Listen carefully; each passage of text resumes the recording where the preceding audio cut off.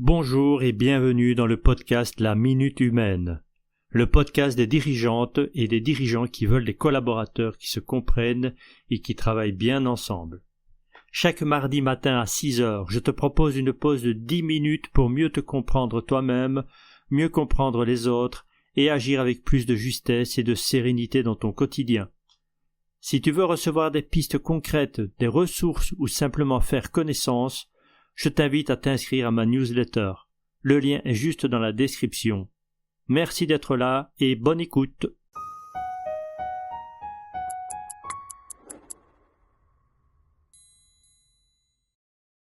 Bonjour et bienvenue dans l'épisode numéro 27 du podcast La Minute Humaine. Je commence cet épisode par une image. Imagine que tu arrives dans une nouvelle entreprise. C'est ton premier jour, tu découvres des nouveaux visages, tu te rends compte que les codes pour fonctionner sont nouveaux, qu'il y a une énergie, une ambiance que tu n'as pas encore connue autre part. Tu observes, tu écoutes, et tu t'adaptes. Et sans t'en rendre compte, tu viens d'entrer dans un aquarium. Dans cet aquarium, l'eau dans laquelle tu es entré était déjà là avant toi, avant que tu n'arrives. Les poissons y nageaient déjà ensemble. Les règles de fonctionnement existent déjà avant que tu n'arrives. Et bien sûr, quelques-unes ont été expliquées, mais certainement pas toutes. Les poissons qui étaient déjà là avant toi ne les connaissent peut-être même pas non plus. Et très vite tu comprends une chose essentielle. Pour survivre ici, il va falloir apprendre à nager comme les autres. Une organisation n'est jamais neutre. Quand quelqu'un arrive, il ne rejoint pas seulement un poste ou une mission. Il entre dans un écosystème vivant. Ce système, il fonctionne avec des habitudes, des non-dits, des manières de décider, des façons d'éviter les conflits, des préjugés sur ce qui peut se dire et surtout sur ce qui ne se dit pas. Et cet environnement existe bien avant son arrivée. Le nouvel arrivant s'adapte tout naturellement. Non pas parce qu'il manque d'authenticité, mais parce que c'est profondément humain. Mais cette adaptation peut engendrer des comportements qui étonnent le nouvel arrivant. Certains se mettent à harceler, à mal parler, ou plutôt se retrancher, se mettre à l'écart, et sans rien y comprendre car ce n'est pas nécessairement dans leur nature première. Dans un aquarium, un poisson ne décide pas consciemment comment nager. L'eau influence tout, sa vitesse, ses mouvements, sa manière d'éviter les autres. Dans une organisation, c'est pareil. L'environnement façonne les comportements. Petit à petit, on parle comme les autres parlent, on évite les sujets que tout le monde évite, on adopte le niveau d'énergie dominant, on comprend ce qui est valorisé et ce qui ne l'est pas. Et un jour, on pense que c'est devenu nous, alors que c'est souvent une adaptation au scénario organisationnel.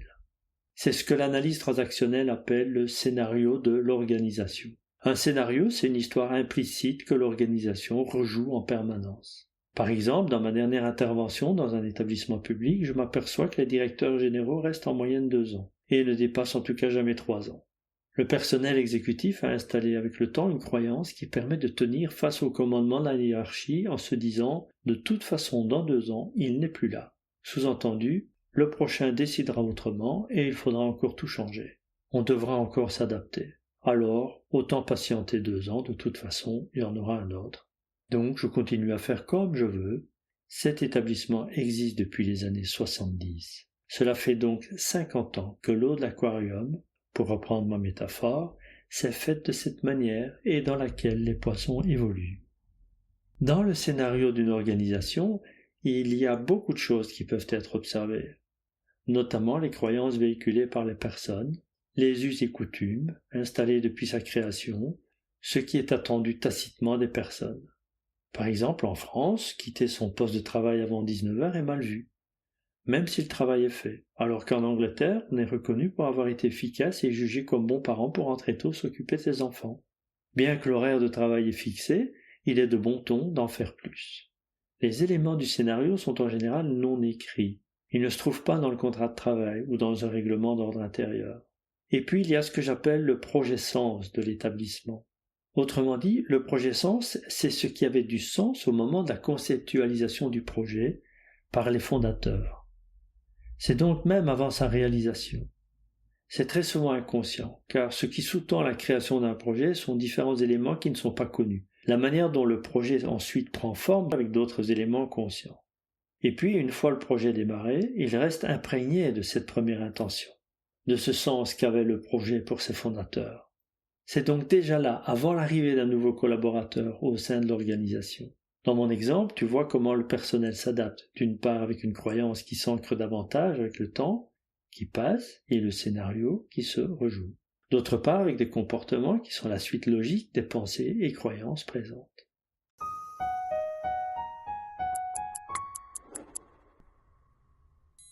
Si tu souhaites aller plus loin, je t'ai préparé un carnet de bord gratuit. Pour chaque épisode, tu peux télécharger ce document qui reprend des questions et un exercice pour mettre en pratique ce que nous explorons ensemble. Ce carnet a pour objectif de développer ta connaissance de toi-même. Tu peux en faire un livre qui te suit dans le temps tout au long des épisodes. Et si tu en ressens le besoin, ce carnet de bord pourra également servir dans le cadre d'un accompagnement personnalisé. Tu le trouveras via le lien dans la description.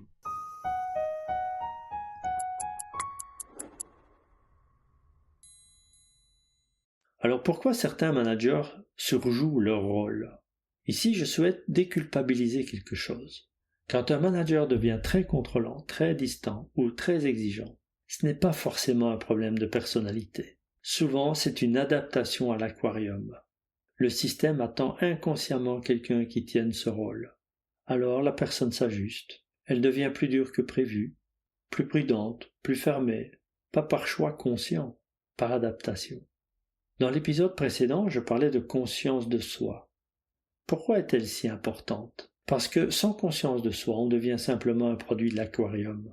On reproduit le scénario sans le voir. Et c'est en commençant à s'observer que l'on peut choisir de suivre le courant de l'eau ou de changer l'eau de l'aquarium. Si tu te reconnais dans un rôle devenu lourd, peut-être même pénible, en tout cas avec un niveau de pénibilité inhabituel, limite supportable, ou si tu as l'impression d'être coincé dans une posture qui ne te ressemble plus, avec laquelle tu ne pourras plus continuer longtemps, ce n'est peut-être pas toi le problème. C'est peut-être l'eau dans laquelle tu nages depuis un certain temps. Et la bonne nouvelle, c'est que modifier un système ne commence pas par changer tout le monde. Ça commence par une personne qui devient consciente de ce qui se joue, parce qu'une personne consciente agit différemment. Et un comportement différent change progressivement l'écosystème. C'est souvent ce que nous explorons dans les accompagnements et les stages de l'élément humain.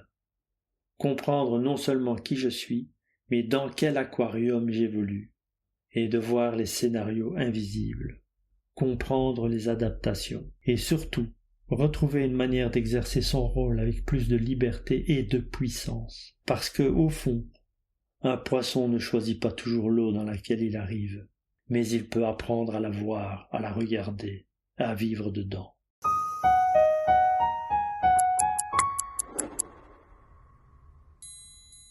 Je te remercie d'avoir partagé cette minute humaine avec moi. Si ce podcast t'aide à mieux te comprendre et à créer des relations plus claires autour de toi, je t'invite à laisser un commentaire. C'est un vrai coup de pouce pour faire connaître ce podcast. Et si tu veux continuer l'exploration, rejoins-moi sur LinkedIn. J'y partage d'autres outils et réflexions et je réponds toujours avec plaisir. Et n'oublie pas, il n'y a pas de faire humain, il n'y a que des êtres humains.